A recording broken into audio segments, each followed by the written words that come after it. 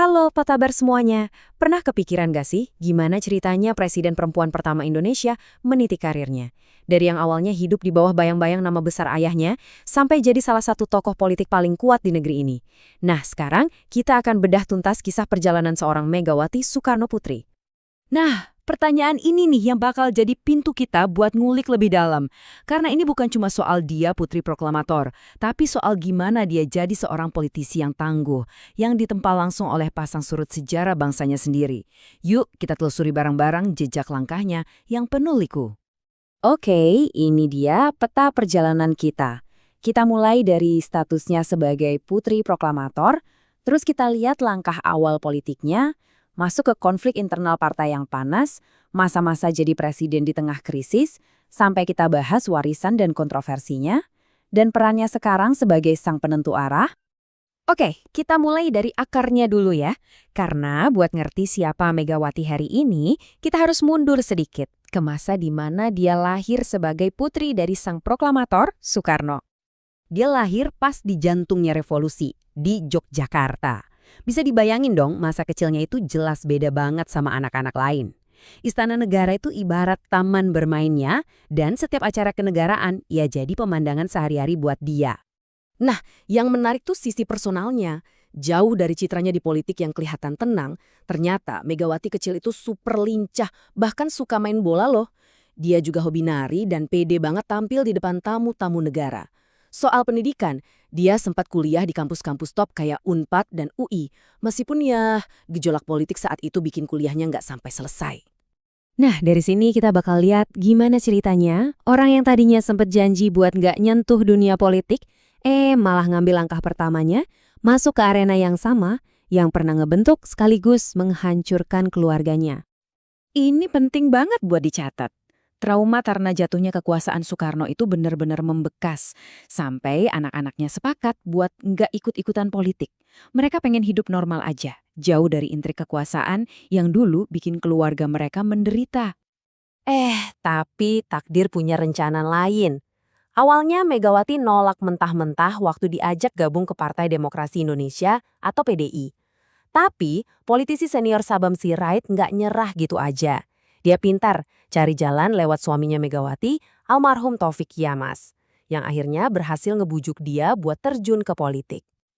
Dan hasilnya, wow, benar-benar di luar dugaan. Kehadiran seorang putri Bung Karno di panggung kampanye PDI tahun 1987 itu kayak magnet buat massa. Dia langsung dapat julukan primadona, dan efeknya suara partai naik drastis. Kemenangan itu sekaligus ngasih dia tiket ke Senayan sebagai anggota DPR dan MPR. Nah, disinilah ceritanya makin panas. Popularitasnya yang meroket itu ternyata bikin rezim Orde Baru gerah. Perjalanannya buat jadi nomor 1 di partai diwarnai sama konflik internal yang, dramatis banget. Coba kita urutin ya kejadiannya. Desember 1993, dia kepilih jadi ketua umum di Surabaya. Meskipun kongresnya sendiri berakhir buntu. Tapi rezim Soeharto jelas nggak suka. Mereka bikin kongres tandingan buat ngejegal Megawati. Puncaknya itu peristiwa kelam 27 Juli 1996 yang kita kenal sebagai Kuda Tuli, di mana kantor PDI diserang habis-habisan.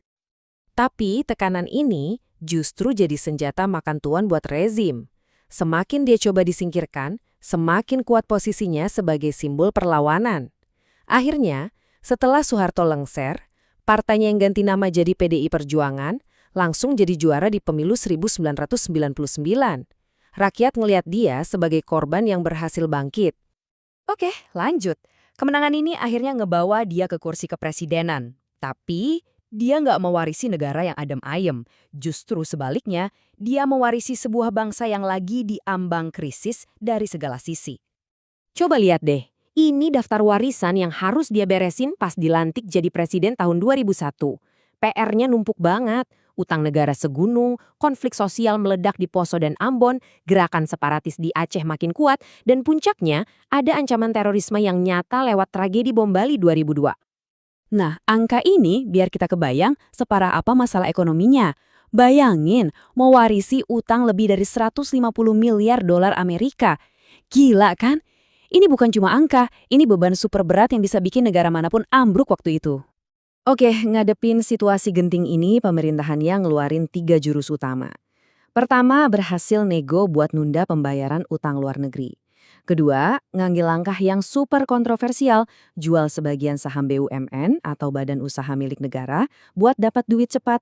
Dan yang ketiga, langkah simbolis yang kuat banget, ngelepasin Indonesia dari program IMF atau Dana Moneter Internasional sebagai tanda kita bisa mandiri secara ekonomi. Terus, berhasil nggak kebijakannya?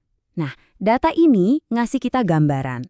Selama masa jabatannya yang relatif singkat, pendapatan per kapita orang Indonesia itu naik hampir 2 kali lipat. Tapi di sisi lain, pertumbuhan ekonomi secara umum di tahun 2003 masih di angka 4,1%. Ini nunjukin kalau proses pemulihannya itu bertahap, nggak bisa instan. Jadi, gimana kita harus ngelihat warisannya? Ini agak kompleks, karena ada dua sisi mata uang. Di satu sisi, ada pencapaian-pencapaian penting. Tapi di sisi lain, ada juga kebijakan-kebijakannya yang sampai sekarang masih jadi bahan perdebatan. Warisan kelembagaannya ini jujur gede banget. Banyak banget institusi penting yang kita kenal sekarang, kayak KPK, Mahkamah Konstitusi atau MK, sama BNN, itu lahir di eranya dia. Dan jangan lupa, dialah yang ngawal momen bersejarah waktu Indonesia pertama kali ngadain pemilihan presiden secara langsung tahun 2004. Tapi, ya itu tadi, nggak semuanya mulus. Soal privatisasi BUMN misalnya, wah kritiknya tajam banget. Pemerintah bilang itu langkah darurat buat nyelamatin keuangan negara. Tapi banyak yang ngekritik, itu sama aja kayak menjual aset negara dengan harga obral. Dunia politik juga ngasih dia luka yang dalam. Waktu Pilpres 2004, dia harus berhadapan sama SBY, yang notabene adalah menterinya sendiri. Media waktu itu ngegambarin momen ini seolah-olah dia ngerasa dikhianati, kayak ditusuk dari belakang sama orang yang dia percaya. Tapi, di balik panggung politik yang keras, ada sisi humanisnya juga loh. Meskipun pernah bersaing sengit banget sama Gus Dur sampai Gus Dur lengser, hubungan personal mereka kabarnya tetap baik-baik aja. Ini nunjukin kalau kadang, pertemanan itu bisa lebih kuat daripada persaingan politik sesaat.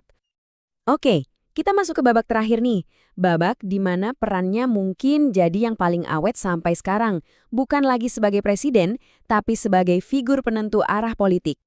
Setelah nggak jadi presiden, apa pengarah Megawati selesai? Oh ternyata enggak, justru dia bertransformasi jadi figur sentral di partainya, seorang kingmaker. Keputusannya buat ngusung Jokowi, yang waktu itu masih pemain baru di level nasional, itu benar-benar ngerubah peta politik Indonesia. Ini bikin kita mikir, jangan-jangan warisan terbesarnya bukan pas dia jadi presiden, tapi justru perannya sebagai penentu arah setelah itu. Jadi gimana? Seru bukan? Nantikan cerita lainnya hanya di Epic Kertas. Dan jangan lupa like dan subscribe-nya ya. Bye!